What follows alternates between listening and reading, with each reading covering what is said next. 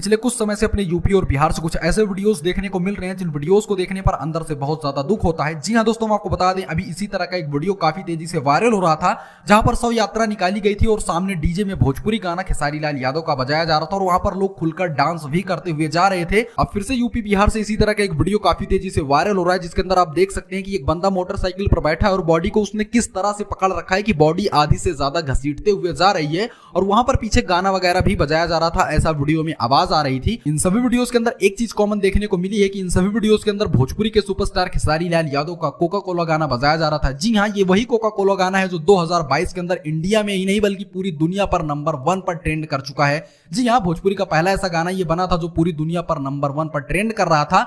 वही गाने डीजे में लगातार बजाए जा रहे हैं। यूपी और बिहार के अंदर ये गाने काफी ज्यादा पॉपुलर हो चुके हैं। ऐसा सुनने में आता है दोस्तों कि हमारे यूपी और बिहार में कहीं कहीं अभी भी ऐसी मान्यताएं हैं कि जब किसी व्यक्ति की उम्र 100 साल से अधिक हो जाती है तो उसकी विदाई में डीजे वगैरह बजाए जाते हैं। क्या हमारे यूपी के अंदर सच में ऐसे नियम हैं? उसके बारे में हमको कमेंट जरूर कीजिएगा।